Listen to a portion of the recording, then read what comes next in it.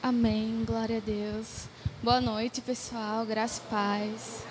Amém. Eu gostaria de orar primeiramente, antes de tudo, por favor. Senhor Deus, muito obrigado, Pai, por mais um dia. Obrigado, Senhor, por ter nos trazido aqui em segurança. Senhor, te agradeço pela vida dos meus irmãos que já ministraram aqui a palavra. Que o Senhor abençoe também e acalme os nossos corações daqueles que ainda vão ministrar, Pai, em nome de Jesus. Guia, Espírito Santo, os nossos corações. Fala, Senhor, conosco. Te peço, Pai, que o Senhor esteja me conduzindo nessa noite, em nome de Jesus. Amém.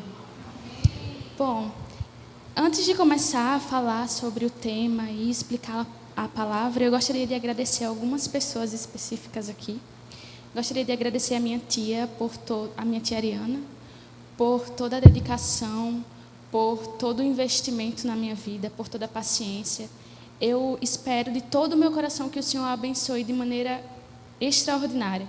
Que o Senhor guarde não só a sua vida, mas de toda a sua família. Agradecer a Alane por toda a paciência, por toda a disponibilidade. E eu espero da mesma forma que o Senhor a abençoe de maneira muito especial. Agradeço a diretoria e todos os alunos e os monitores por toda a paciência e pelos 2 anos que foram incríveis. A palavra que eu vou ministrar agora tem como título: Se permita ser guiado pelo Espírito Santo. E essa palavra é um testemunho para a minha vida. E eu gostaria que vocês abrissem a palavra lá em Atos, capítulo 1, e a gente vai ler a partir do versículo 6, que diz assim: Certa vez, os apóstolos estavam reunidos com Jesus. Então, lhe perguntaram: É agora que o Senhor vai devolver o reino para o povo de Israel? Jesus respondeu: Não cabe a vocês saber a ocasião ou o dia que o Pai marcou com sua própria autoridade. Porém, quando o Espírito Santo descer sobre vocês, vocês receberão poder e serão minhas testemunhas em Jerusalém, em toda a Judeia e Samaria e até os lugares mais distantes da terra. Quando eu estava preparando essa ministração, o Espírito Santo falou muito no meu coração. E eu comecei a lembrar de algumas coisas que a gente aprendeu aqui no Rema. Eu lembrei que antes, na época dos profetas, Moisés, Samuel, as pessoas, a igreja em si, eram guiadas pelos profetas.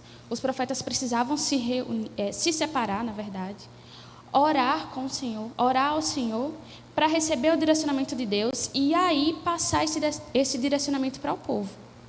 E era sempre assim.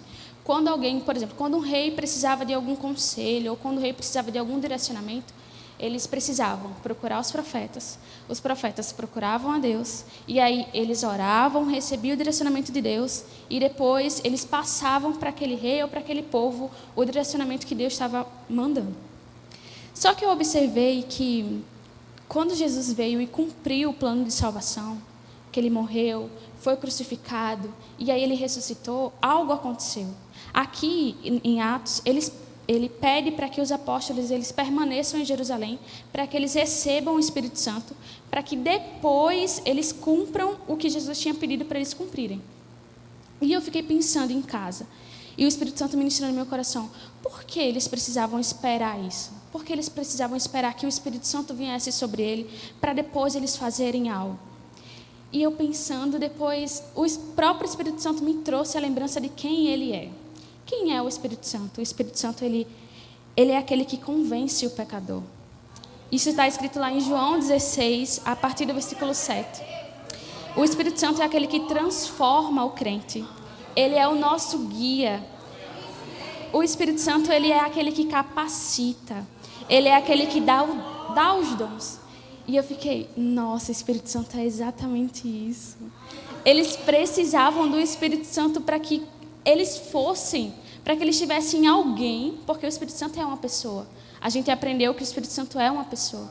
Eles precisavam de uma pessoa que tivesse 100% com eles, o capacitando, o guiando, trazendo todo o direcionamento que eles precisavam receber. E eu falei, nossa, Espírito Santo, você é incrível. E aí, eu fiquei pensando, e hoje? Isso foi lá na época dos apóstolos, eles precisavam esperar. Mas agora nós não precisamos esperar que Ele venha. Ele já está conosco. nós recebemos Ele, esse amor. E aí eu fiquei pensando, cara, quando as pessoas, depois desse tempo, que elas recebiam a Jesus, elas precisavam fazer o quê? Elas precisavam ser batizadas. E elas precisavam receber o Espírito Santo para continuar. E é isso que aconteceu em nossas vidas. Nós precisamos que acontecesse o quê? Aceitar Jesus, depois receber o batismo e aí receber o Espírito Santo. Não necessariamente nessa ordem em relação ao batismo e ao Espírito Santo, mas nós temos Ele conosco. Nós temos aquele que nos guia em tudo e em todo momento. E aí eu gostaria de compartilhar com vocês algo que aconteceu comigo no Rema, em uma das aulas da professora Adriana. Eu confesso que quando eu vi ela entrar aqui, que eu falei, eu disse, não, Jesus, não, eu não queria que ela estivesse aqui. Não porque eu fiquei muito nervosa pelo que eu ia falar. E aí, em um dos momentos, eu acredito que foi um momento de consagração ou foi um período de oração. Estávamos todos aqui orando e clamando ao Senhor, buscando a presença do Senhor. E eu senti o Espírito Santo falar muito forte no meu coração. Ele falou o seguinte, vai até a professora e ora nos pés dela. Aí eu respirei fundo e falei, não, isso é coisa da minha cabeça. Primeiro porque eu não tenho nem coragem para ir até lá na frente. Eu falei assim, fui sincera com o Espírito Santo, eu disse, Espírito Santo, eu não quero ir. Eu não sei o que fazer. Se não for o Senhor que está falando comigo, se for coisa da minha cabeça, se é porque eu estou querendo aparecer de alguma forma. Eu sabia, lá dentro do meu coração, que não era eu. Porque eu não gosto de estar visível nos holofotes. Não, eu gosto de estar ali quietinha, recebendo mesmo do Senhor. Mas aquilo ardia no meu coração e eu falei para Ele que eu não ia fazer. E eu fiz algo que eu não deveria ter feito. Eu desobedeci ao Senhor.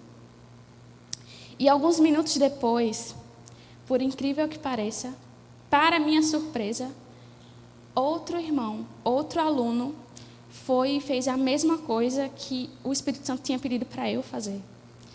E aí eu olhei aquilo e o Senhor, Ele me corrigiu, mas com amor, porque Ele é assim, Ele nos corrige em amor. E eu olhei aquilo e falei, Espírito Santo, me perdoe. Depois, no final da aula, eu lembro que eu comentei com a professora o que tinha acontecido. E ela ficou esperando essa oração. Mas aí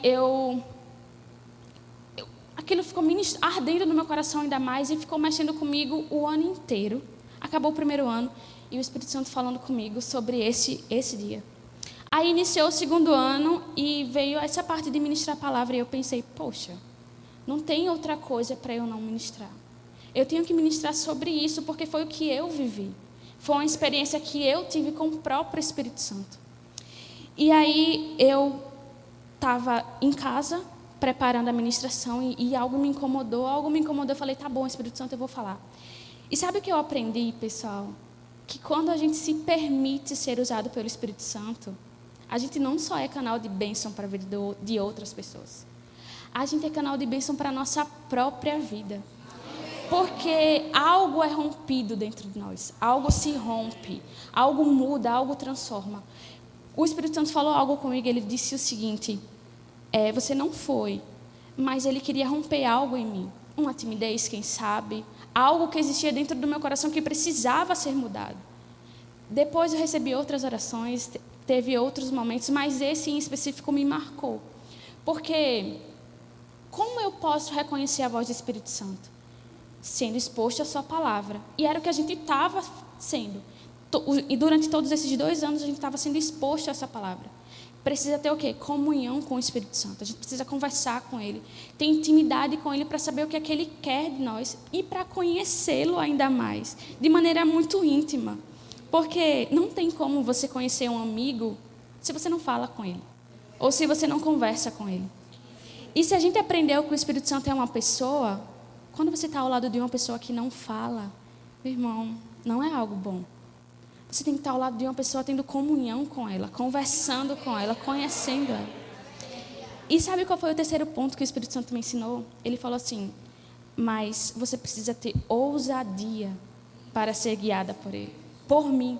Ou seja, eu conhecia a palavra, eu tinha intimidade com ele, mas sabe o que me faltava? O que me faltou?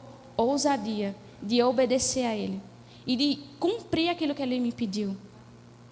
E assim, eu acho que eu fui muito rápida, não sei quanto está o meu tempo aí, mas eu preparei uma frase para o final, não sei nem se é o final já, mas que é o seguinte: permita-se ser usado pelo Espírito Santo, porque isso vai além de ser bênção na vida de um irmão.